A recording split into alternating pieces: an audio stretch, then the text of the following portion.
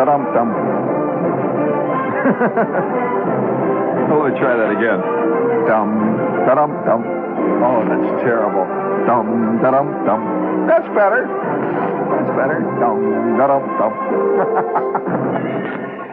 My friend and I, the other night, were talking, and he labors here also at this bastion of goodwill and concern, honesty, and nervousness. And the two of us decided that the only thing we really believe in is the devil. That's right. The devil is everywhere.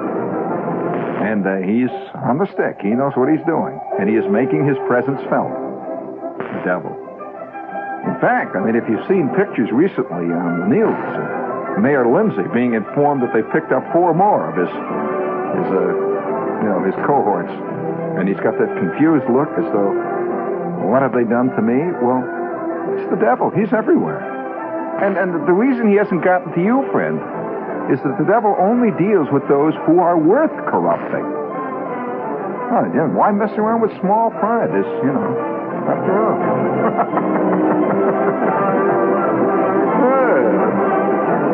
Kind of like to sell your soul, wouldn't you? You're just looking around for, a good buyer. Dum-da-dum-dum. There we go. Very good. Before we get underway here tonight, it's really scary being an influence, I must say. One of our sponsors... Oh, it is. It's very scary. Some people, of course, are famous, and they get their name in Earl Wilson's column. And then there's the influences. These are the underground influences, like great rising swells in the vast sea of life. And they don't often get in Ed Sullivan's column and on the Smothers Brothers show. But it's very discouraging, and yet at the same time highly inspiring sometimes to be an influence. For example, one of our spies he informed me he's working out at Gimbel's. Out at Roosevelt Field, Long Island. This is just Long Island, He's out there at Roosevelt Field, and he's standing there by his counter, trying to look like he's official. He's got a little button, And have you noticed in some of the banks these days, you go in, the little thing says, call me Irving. Yeah, well, that's the Irving Trust Bank. They have a little button that says, call me Irving. Another bank has got a button that says, call me friend. And, oh, yes. Can you imagine a person who is so down the ladder in human relationships that his only friend is at the Chase Manhattan? But I suppose, that's better than having no friend at all. Friends, fellow beer drinkers. And nevertheless, I'm informed by my spy, he's standing next to his counter out at Roosevelt Field today. Gimbel's there. When all of a sudden 5 kids go trooping by his counter, which happens to be the Silly Notion counter. They sell sequined yo-yos and stuff like that. And this crowd of kids, 5 kids go trooping by playing juice harps and hollering at the top of their lungs, "Flick lives!" He says they were thrown bodily out of Gimbel's in Roosevelt Field today. And we want to salute those kids. And I'll give you a little real juice harp playing. Oh, no, the other one. Come on. That comes on later. That's better. Let's give him some real juice harp playing. Bring it up there, big Herb. Da-da-da-dee.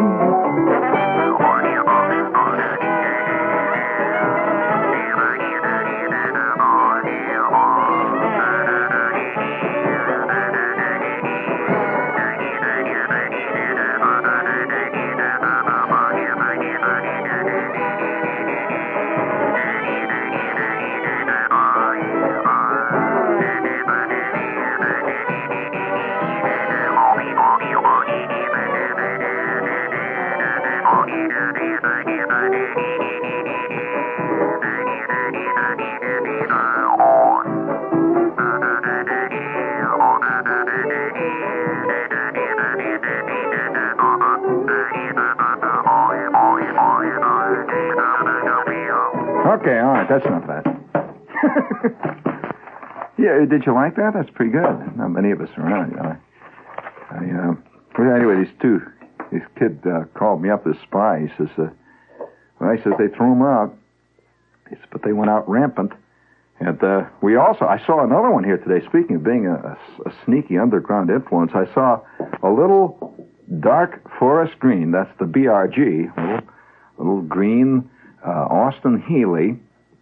And this little Austin Healey was whipping up Madison Avenue in the middle of a driving rainstorm today. And the rain was battering down on this poor little Austin Healey little thing, and it was green. And on the side of it, in big yellow letters, all it said was, Excelsior! Hit it! That's it. Bring it up there. Well, it's everywhere.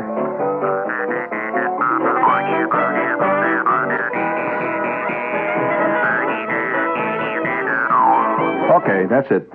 Hey, you like the sound of that thing? Yeah, I love it. I'll tell you, the playing the Jew's harp is as much part of the atmosphere. Now, you take out here in the East, that the minute a kid hits about 7 or 8 or 9, he gets his first 6-string Bobby Dylan type guitar, right? And he starts singing through his nose about his lost love and about how he's going to bring peace to the world by thinking beautiful thoughts. If only the crummy grown-ups would understand, right? Okay? All right, that's the Eastern influence, you see, and this is their instrument. But the Midwest, almost from infanthood, I would say almost from embryonic budhood, a kid is provided with one of these magnificent stainless steel instruments that goes back over 5,000 years in the recorded musical history of this poor, besotted species, man. Did you hear that? Listen.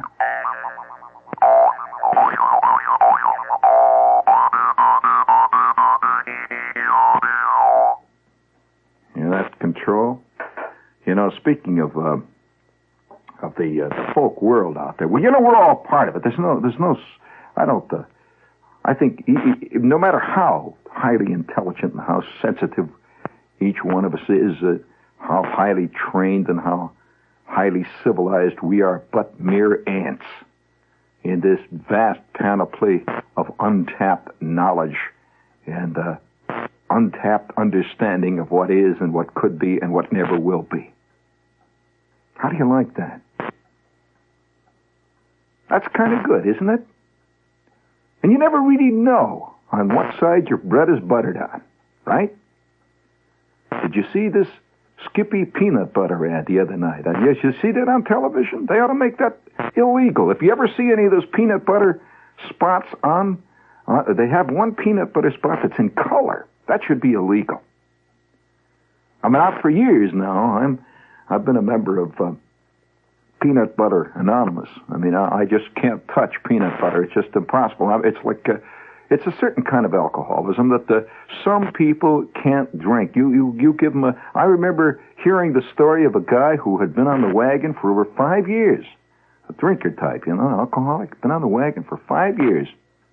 And one day, he was invited to a banquet, and he went to this banquet and sat down, and they served him the shrimp cocktail, and he got the rubber chicken, and he got the canned peas, and the mashed potatoes, that they make out of that plaster stuff, and, a typical banquet meal. He was sitting there innocently listening to the jabbering, the guys up there giving speeches. And they came around and they gave him the black coffee, and the waiter says, "Would you like a dessert?" And he says, "Yes." And the guy says, "What do you got?" And he says, "Well, we got this cake." And he said, "All right." And so they brought him the cake, and he took one forkful of that cake. One forkful. And his eyeballs spun in opposite directions when he got that forkful of cake. Began to hit his taste buds. Well, he took another forkful of cake, and the old eyeball spun in the opposite direction. And every overload relay in his system snapped to attention and popped right out of the circuit. They discovered him 2.5 years later, staggering drunkenly outside of a Franciscan monastery south of Nashville, Tennessee. He'd been on a 2.5-year drunk because that cake contained a tiny soupçon of bad rum. Yes, it was pecan nut rum cake. That little taste of rum, the demon rum, And he was gone. Well, there's something to think about there, friends. Don't laugh at it. This is not a sermon I'm giving here. I'm just saying that we are all weak. That is the way I am with peanut butter. Let me tell you, if I go to the A&P and there's the peanut butter counter there, I have to walk 3 counters over to stay away from it. I can't even go near it. I have to walk next to the frozen food there where they got the dead fish and the African lobster tails. That I can walk past. But let me tell you, you're listening to a sinner tonight, friends. A sinner. And I'm a reformed sinner, but not a repentant sinner. Now, that's the worst kind. Maybe it's the opposite way. Maybe I'm a repentant sinner, but I'm not reformed. I can't tell which. But I can tell you this. I can tell you this tonight, on this quiet midweek night, that if somebody crosses my path, I don't even like to think about it.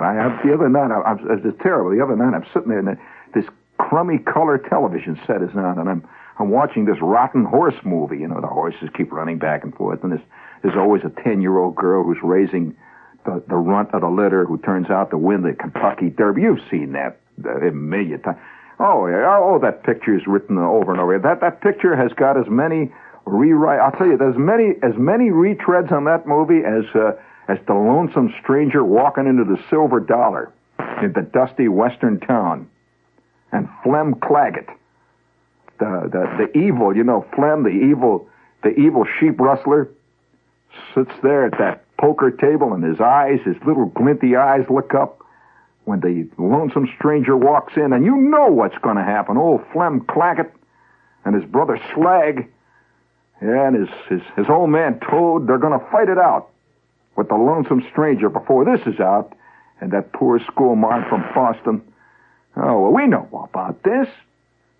And we also know about that young girl, who's this horse they got down in the barn. They're going to make him into glue, He's such a rotten, crummy little old horse. And she gets down on her knees and says, I want to save him. He's so pure. And sure enough, they raise that horse, and he grows out to be this fantastic, magnificent, silver, dark, purple stallion with a gigantic chest and a flowing mane. And Mickey Rooney rides him at the Grand National. If it ain't Elizabeth Taylor, but one of the two rides him, and he's going to win. He never comes in 40th in a field of 42, he's going to win. Well, there are certain things that are just as predictable that we never talk about. And I'm sitting there and this horse movie's on, and, I'm sort of relaxed, and I'm figure what after work you can just sort of let yourself go, and I'm drinking some Diet Pepsi and sitting there, got this corncob pipe, and I'm blowing bubbles with it and stuff, and all of a sudden, you right? Did you hear me tell him on the air there that there's only one thing you and I believe in? The devil exists, right? He is everywhere. Believe me. Everywhere. Sometimes he comes on and gives the news. Oh, yeah, don't you think for a minute. Oh, he's everywhere. He can look like Walter Cronkite or Johnny Carson. He can look like a pineapple upside-down cake. He can do anything, And I'm sitting there watching this movie, speaking to the devil. This is WOR, friends. Yes, sir. Fun city. And let's lure him a little bit there, Herbie. Let's give it the... Come on. Follow me down this primrose path, friends. Happy times, friends. Call for something special in a beer. Oh, yes, sir. When you're going to lay in a special snootful, that means Miller High Life. Nothing can compare with the hearty, robust, deep-down, good, fantastic, unbelievable flavor, the furry flavor of Miller. That's why it's called the champagne of bottled beer. Try a glass soon. Try a barrel soon. Yes, sir. Go all the way. Come on, let's hear it.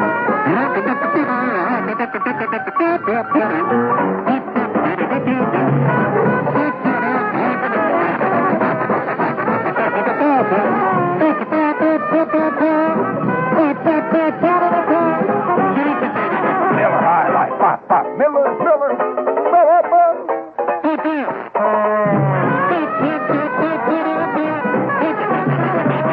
Miller High Life. Yeah. What a commercial. Holy smokes. Champagne and bottled beer. Miller Brewing Company, Milwaukee. Let William B. try that. That takes talent, son.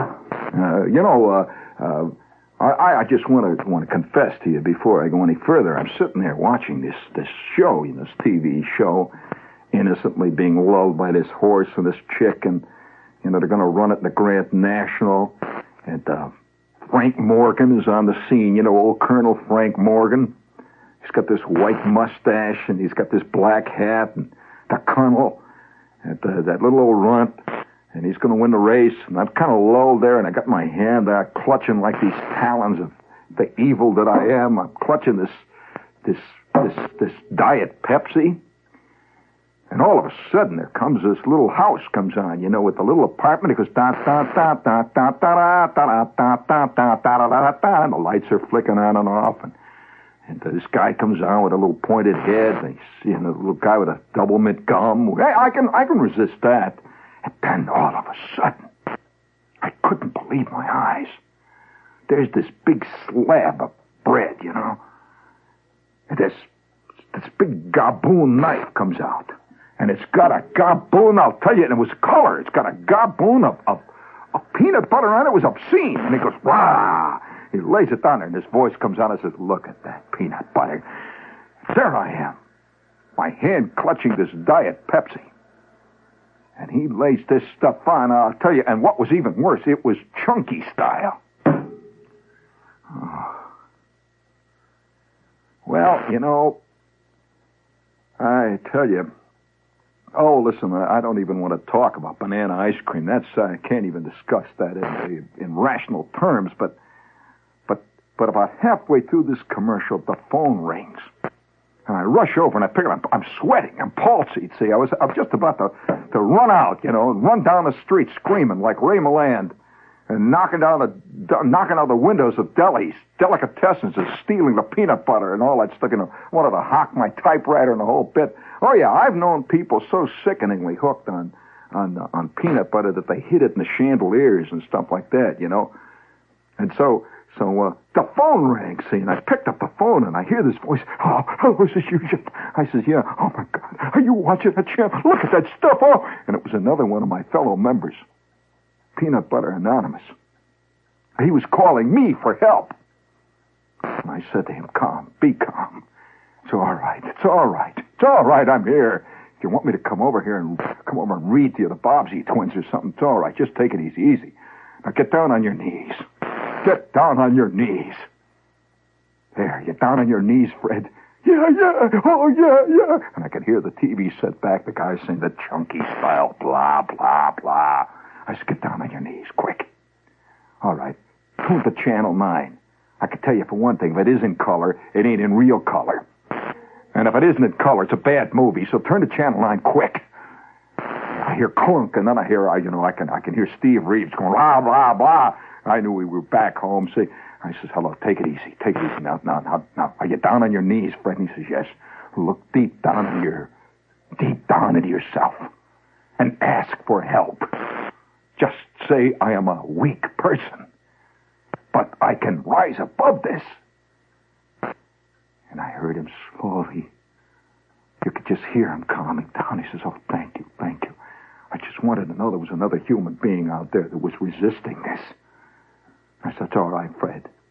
It's okay, Fred. Just take it easy. And if you have any more trouble later tonight, just give me a call. And I hung up. I sat there for a minute. The sweat is pouring out of my pores, just bathing.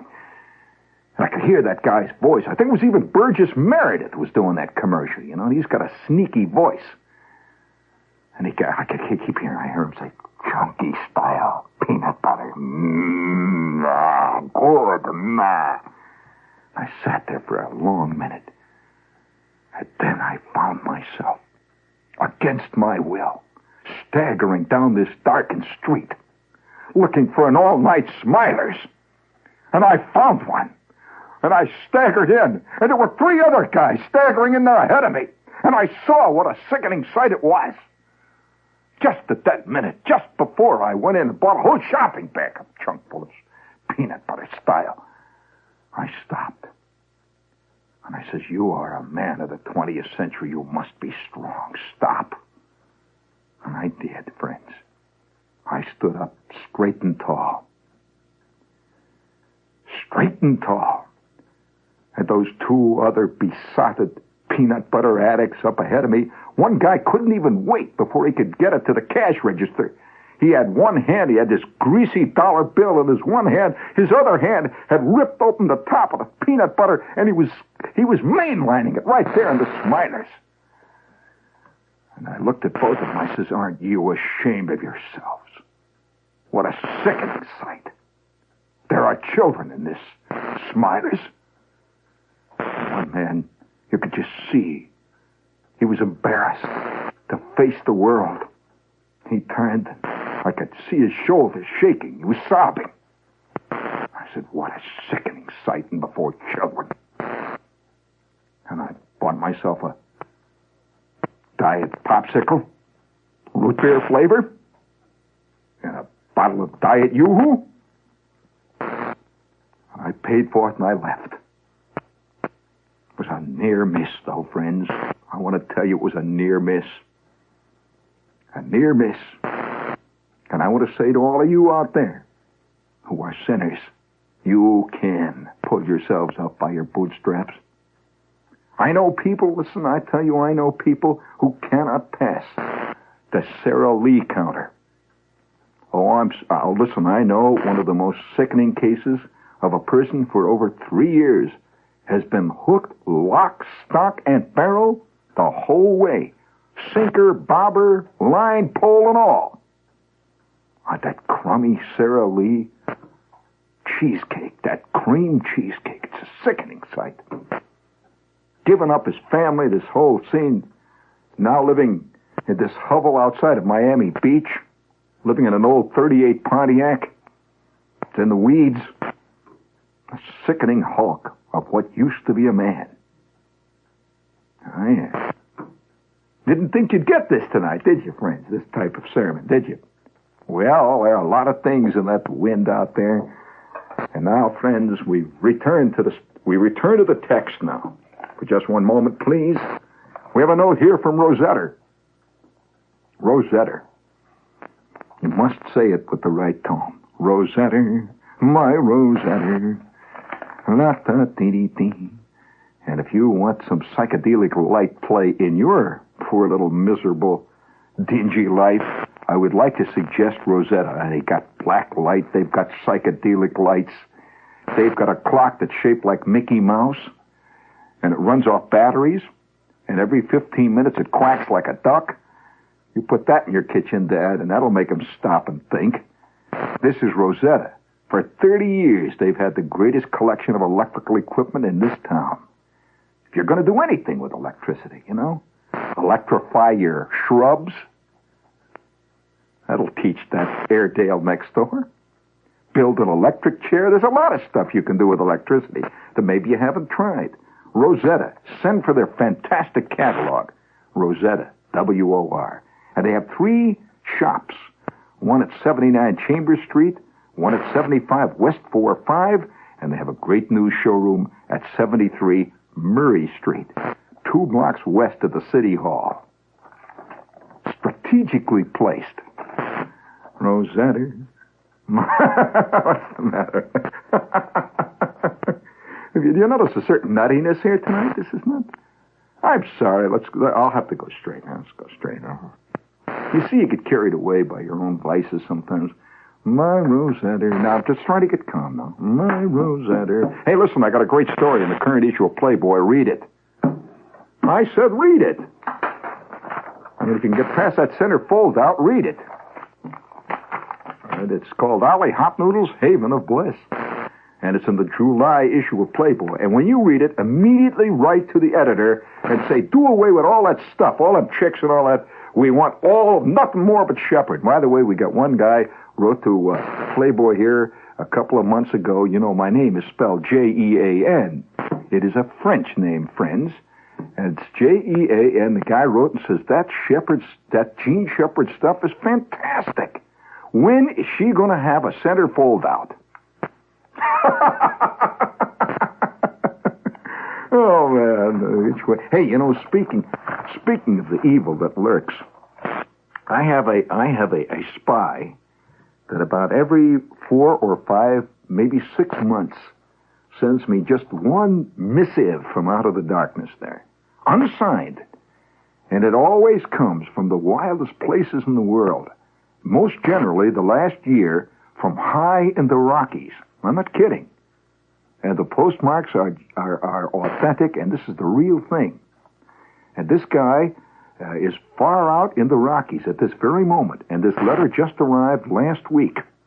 It was written much earlier, and he was in a town where he could not, or in an area where he could not get to mail this letter.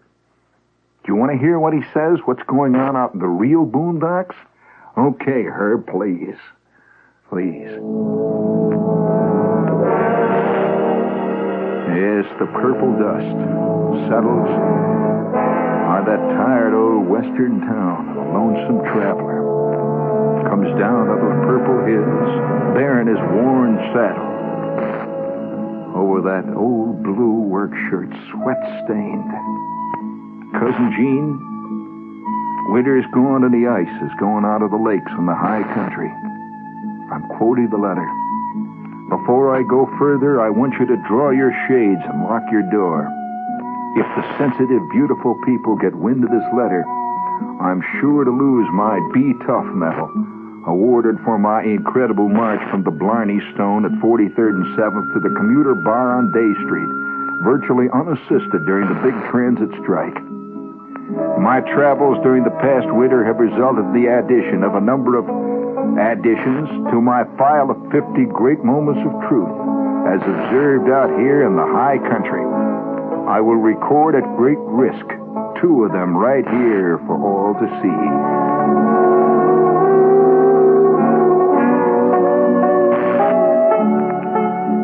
You see, Shep, I've been over on the west slope looking over this oil shale and uranium business. Someday I'll relate to you the incredible story of Jim Eaches.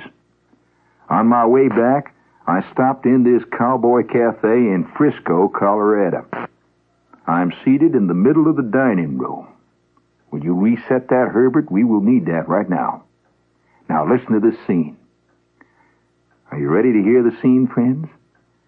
I am seated in the middle of the dining room. He is in the Cowboy Cafe in Frisco, Colorado. I'm seated facing the entrance to the dimly lit bar. I'm in the dining room. The bar is separated from the dining area by a wall and a curtain made of strung wooden beads. Beyond the curtain, you can see the purple-red glow of the ever-present country and western jukebox. As the waitress gives me the menu, a half-dozen big cowpokes thunder past my table and pour into the bar in a great herd. As I look down at my menu, my eye catches this trail of incredibly huge clumps of mud and frozen earth stretching across the yellow, cracked linoleum floor and leading to the door. I looked around at the checkered white and red tablecloths and immediately sensed that something was about to happen. The waitress brings me a glass of water, and an apparently elderly couple and a young boy come in, take a table to my left against the wall. The man is wearing old worn-out boots, beat-up jeans with mud on the cuffs, a solid blue flannel shirt with sweat stains around the armpits, and a comparatively new hat, which he does not remove.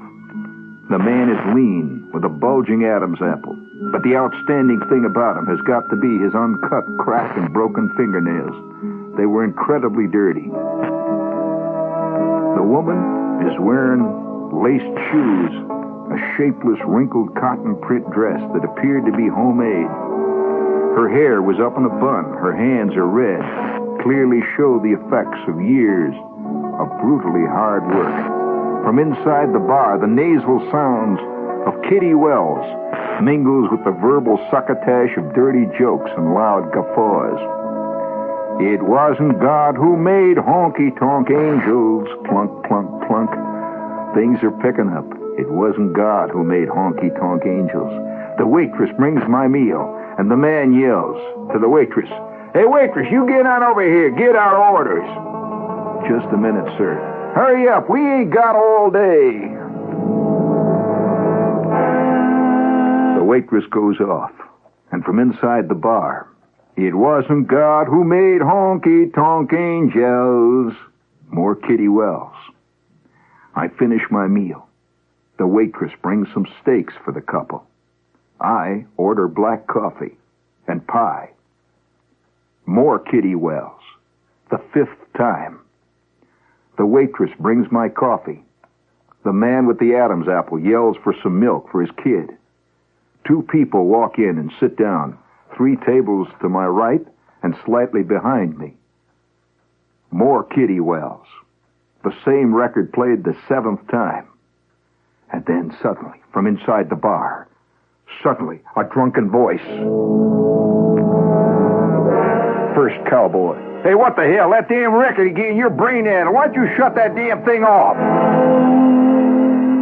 Second cowboy. I'm playing whatever I damn well please. If you don't like it, get the hell out. It's my quarter. First cowpoke. Buddy, that's the most expensive quarter you got. It is going to cost you the rest of your teeth. Second cowpoke. Why, you worthless skunk. I immediately look for the door. The counterman picks up the phone, mumbles a few words, sets the phone down. Blam! Someone is literally being knocked through the sheetrock wall. I can't believe it. I sit frozen, fascinated in my seat. The floor shakes with the pounding of boots. Blam! Blam! More shouts. Poke his eye out. You see that? Hit him again. Get up, you worthless skunk. Get up, you. Get up here and fight. Blam! A highway patrolman and a sheriff in a big hat thunder past my table, and seconds later... thunk! The law has arrived. The sheriff has laid his pistol over the head of one of the participants. There is a distinct de-escalation in both the level of combat and the enthusiasm of the spectators.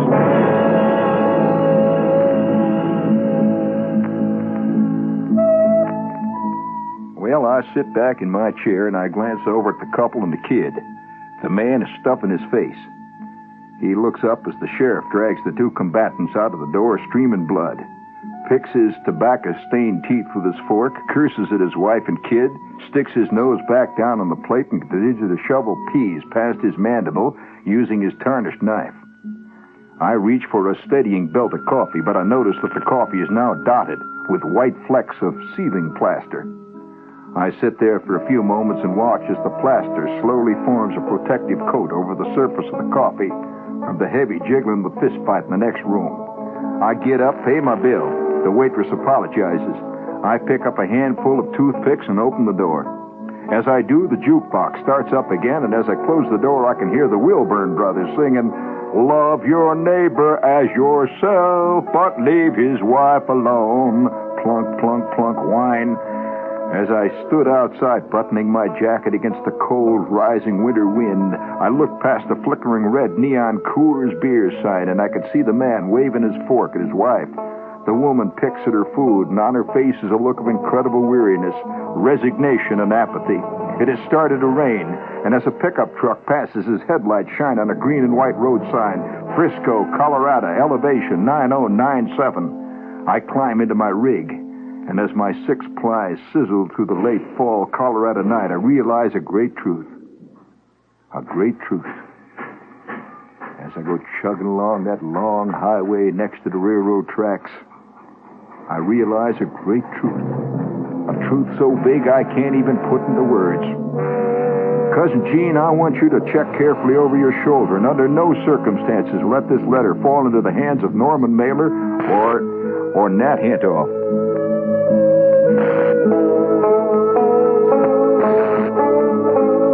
Report from the outside world.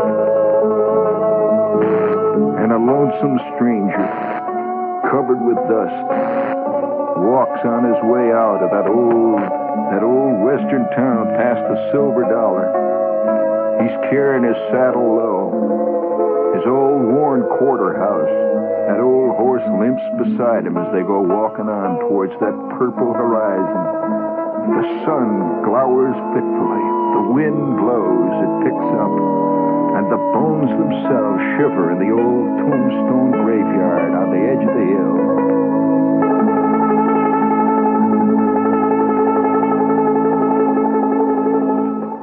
You like that?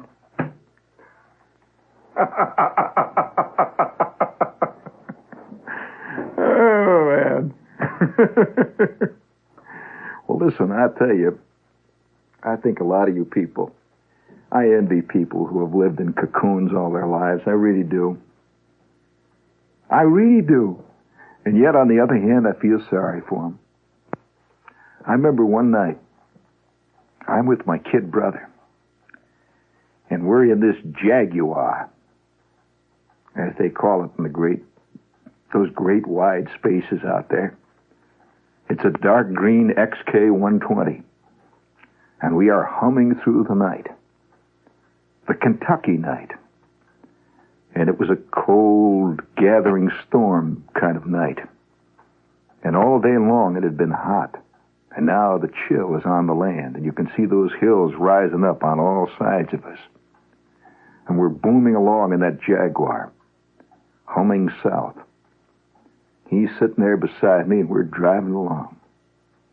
It is now 10 o'clock at night. We go whipping through one tiny, tattered town after the other.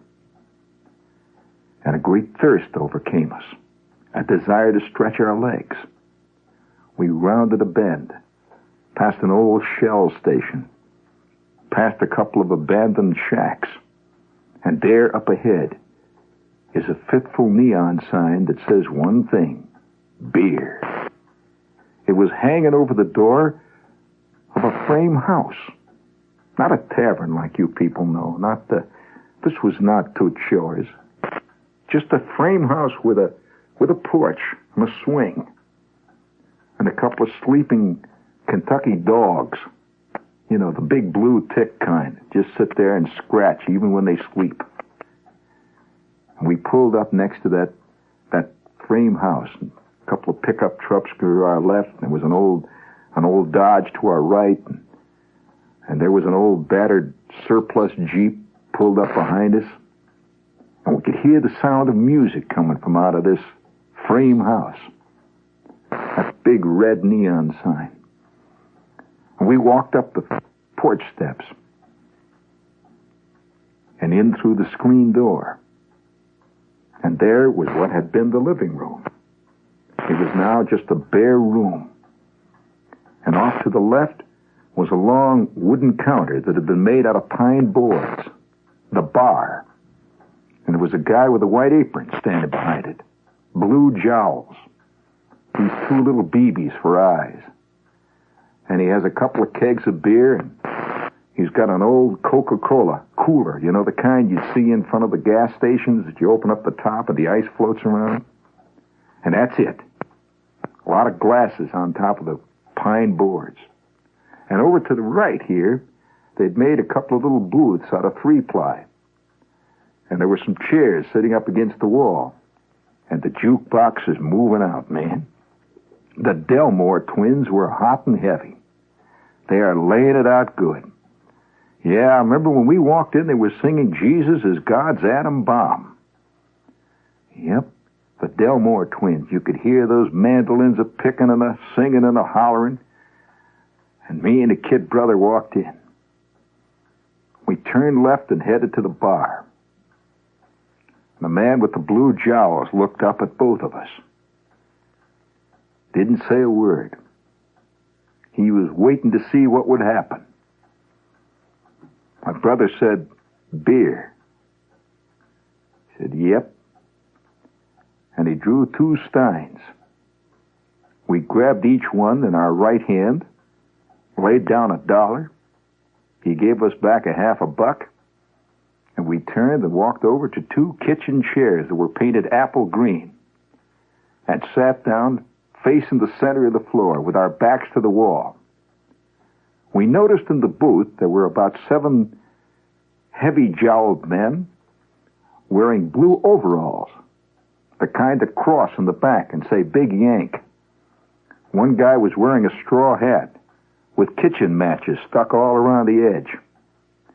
The other guy was wearing nothing but a crew cut, no shirt under his overalls. Just bulging muscles and a tattooed heart on his bicep, with a dagger running right through the middle of it and blood dripping down to his elbow. All 7 of them just looked. Long, hard look. And the words were very few and spoken in a soft voice. The Delmore twins swang into their second number. This one, There's Smoke on the Water. They were singing, there'll be smoke on the water tonight. Oh, there'll be smoke on the water tonight. That big speckled bird will come and sing for us. There'll be smoke on the water tonight. We sipped our beer, as green as grass and as bitter as the breath of Hades.